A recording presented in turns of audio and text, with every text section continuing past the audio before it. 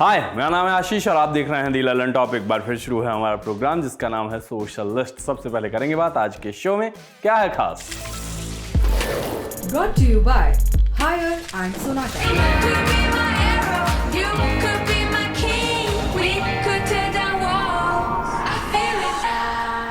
Apple से doctor away न हुआ है, इंडिया से एप्पल अवे करने चले हैं ट्रंप। कोहली को टेस्ट से विदाई देने, T20 में ही टेस्ट का फील देंगे फैन। दिल्ली कैपिटल्स बांग्लादेशी खिलाड़ी के कारण हो रही है ट्रोल और दिखाएंगे जेल के अंदर चल रहे JPL के दृश्य।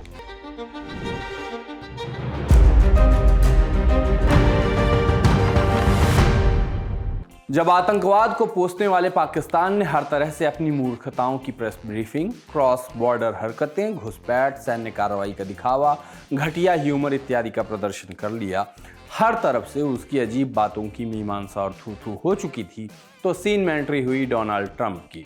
क्रेडिट खाने की होड़ अगर एक रेस होती तो ट्रंप उसैन बोल्ट होते। जिस प्रकार टॉपर बच्चे का रिजल्ट देखकर उसकी फोटो होर्डिंग पर लगाने की रेस कोचिंग वालों में शुरू हो जाती है, वैसे ही क्रेडिट खाने की रेस में ट्रंप अकेले दौड़ रहे हैं। ट्रंप ब्याह में आए वो फूफा बनने की कोशिश कर रहे हैं जिसको शादी का कार्ड तक नहीं दिया गया था। ट्रंप का जीवन 3 टी के आसपास घूम रहा है, ट्रेड, टैरिफ और तीसरा खुद ट्रंप। ट्रंप ने आज एक दावा किया कि भारत ने जीरो टैरिफ डील पर बातचीत की है उनसे, जिसके बाद अमेरिकी सामान पर कोई टैरिफ भारत नहीं लगाएगा। इस पर आज खूब बातें हुई, खबरें आई।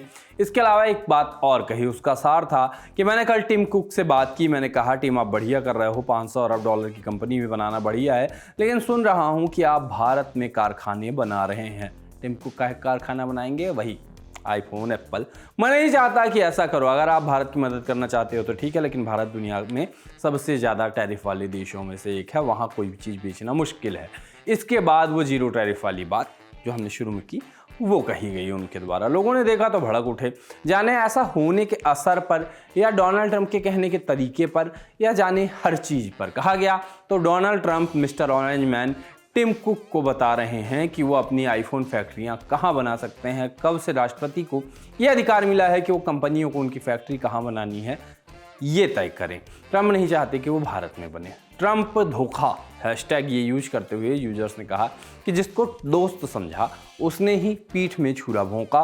ट्रंप ने मोदी जी को भी नहीं छोड़ा, इंडिया को बोला अपना देख लो खुद। मित्रता की बातें बस मंच तक थी, असलियत में निकला धोखेबाज। भारत अब किसी का मोहताज नहीं। ट्रंप अब भारत से नफरत कर रहे हैं। अपने व्यापारिक हितों के कारण वो पाकिस्तान, तुर्की और चीन से प्यार करते हैं।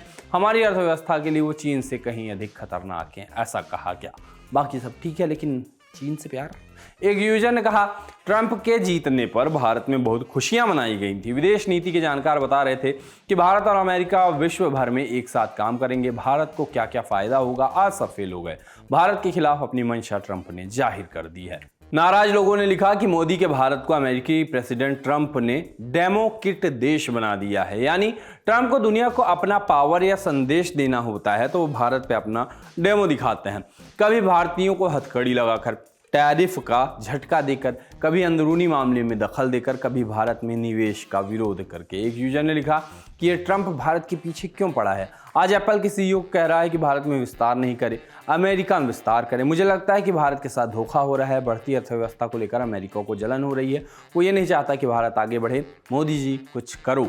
उपाय बताया गया कि इसके ट्रंप टावर की बिक्री पर रोक लगा देनी चाहिए। दोस्त दोस्त न रहा, व्यापारी बन गया तो हिंदुस्तान को भी व्यापारी की तरह ही व्यवहार करना चाहिए। एप्पल को सबक सिखाने टाइप बातें हुई कि अगर कुक ट्रंप की बातों में आता है तो भारत एप्पल जैसी कंपनी को भी घुटनों पर लाने का दम रखता है। तो भला इसमें है कि कुक को उसकी बात पे ध्यान नहीं देना चाहिए। एप्पल का सबसे ज़्यादा उपयोग भी भारतीय करते हैं, ऐसे इन्होंने लिखा। पूछा गया कि क्या प्रधानमंत्री इस बयान की निंदा करेंगे। पहले ट्रंप ने हमारी संप्रभुता पर हमला किया, ये तक कहा कि व्यापार के लिए भारत ने सीज फायर कर दिया और अब हमारे निवेश पर भी आंख गड़ाए बैठे हैं। भाजपा सांसद कंगना रनौत ने भी उस विषय पर ट्वीट किया, लिखा इस लव लॉस का कारण क्या हो सकता है। वो अमेरिकी राष्ट्रपति हैं लेकिन दुनिया के सबसे प्रिय नेता भारतीय प्रधानमंत्री हैं। तो दूसरा पॉइंट बताया कि ट्रंप का दूसरा कार्यकाल लेकिन भारतीय प्रधानमंत्री का तीसरा कार्यकाल। तीसरा कि निसंदेह ट्रंप अल्फा पुरुष हैं, अल्फा मेल हैं, लेकिन हमारे पीएम सभी अल्फा पुरुषों के बाप हैं। आप क्या सोचते हैं, यह व्यक्तिगत ईर्ष्या है या कूटनीतिक असुरक्षा। और थोड़ी देर बाद कंगना रनौत का एक और ट्वीट आया, लिखा था आदरणीय राष्ट्रीय अध्यक्ष श्री JP नड्डा जी ने फ़ोन करके मुझे उस ट्वीट को हटाने के लिए कहा जो मैंने ट्रंप द्वारा एप्पल के CEO टिम कुक से भारत में मैन्युफैक्चर ना करने के बारे में पोस्ट किया था। मुझे अपने उस बहुत ही पर्सनल ओपिनियन को पोस्ट करने का खेद है। निर्देशानुसार मैंने इसको तुरंत इंस्टाग्राम से भी हटा दिया है। धन्यवाद। जीवन में कुछ अच्छा हो या ना हो, एक चीज का सुख है, इंस्टाग्राम पर कोहली के एडिट्स आ रहे हैं। हो सकता है कि मार्केटिंग हो सकता है कि फैंस सच में दुखी हो, मगर ये हो रहा है, इसलिए ये एडिट्स आ रहे हैं। इंटरनेट पर लोग इस बात से दुखी हैं कि विराट को प्रॉपर फेयरवेल नहीं मिला। वो एक आखिरी मैच तो डिजर्व करते थे। अब जबकि विराट को ये नहीं मिला तो फैंस एकजुट हो रहे हैं एक आग्रह के साथ। RCB के फैंस एकजुट होकर लोगों से कह रहे हैं कि अगर वो 17 तारीख को मैच देखने आए तो सफ़ेद रंग का कपड़ा पहनकर आएं। इस पोस्ट में ये लिखा गया कि ये टेस्ट क्रिकेट के प्रति उनके प्यार और योगदान को ट्रिब्यूट देने का एक भावुक तरीका होगा।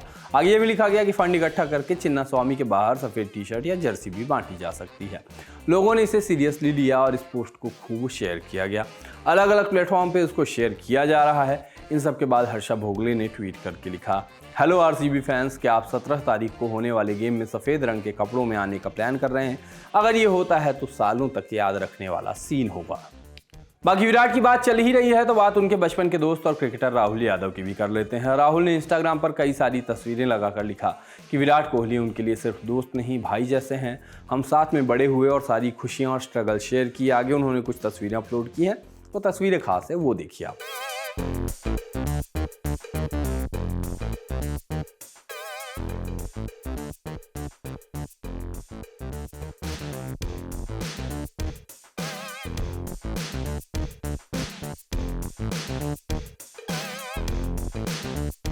एक्स पर ट्रेंड करता रहा हैशटैग बायकॉट दिल्ली कैपिटल्स। कारण था एक खिलाड़ी। दिल्ली ने कल ट्वीट करके बताया कि IPL की टीम में मुस्तफिजुर रहमान की 2 साल बाद वापसी हो रही है। एक यूजर ने लिखा, बांग्लादेश में हिंदुओं का कत्लेआम हो रहा है जबकि दिल्ली कैपिटल्स ने मुस्तफिजुर रहमान को टीम में शामिल किया है। एक और यूजर ने कहा कि एक दिल्ली वाला होने के नाते मैं दिल्ली कैपिटल्स को सपोर्ट नहीं करता। Shame on Delhi Capitals.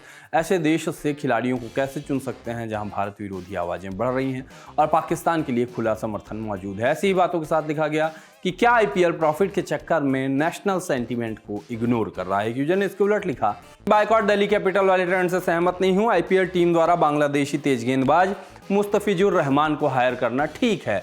जमात, हिफाजत, हिजबत वगैरह वहां भारत विरोधी भावना को हवा दे रहे हैं और यूनुस सरकार भी उनके साथ खेल रही है। लेकिन पाकिस्तान के उलट किसी भी बांग्लादेशी सरकार ने अभी तक भारत की संप्रभुता पर हमला नहीं किया है। बांग्लादेश अभी तक पाकिस्तान नहीं है। इसके आगे उन्होंने ये भी लिखा कि अभी भी कूटनीति की गुंजाइश और शायद क्रिकेट कूटनीति हो।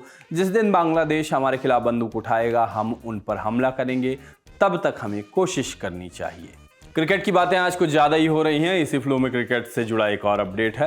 कैदियों का एक IPL हुआ जिसको JPL कहा जा रहा है, मतलब जेल प्रीमियर लीग। मेरठ जिला जेल ने ये टूर्नामेंट आयोजित कराया। इसका उद्देश्य था कि जेल में रह रहे कैदी फिजिकली मेंटली फिट हो सकें और उनके बीच तालमेल बैठ सके। वैसे गैंग्स ऑफ वसेपुर देखकर हमने ये सीखा है कि कैदियों के बीच बहुत तालमेल भी नहीं होना चाहिए। खैर, JPL अप्रैल 2025 में शुरू हुआ है जिसमें 8 टीम्स थीं, 12 लीग मैच खेले गए और 2 सेमीफाइनल। JPL का फाइनल नाइट राइडर्स और कैपिटल्स के बीच खेला गया।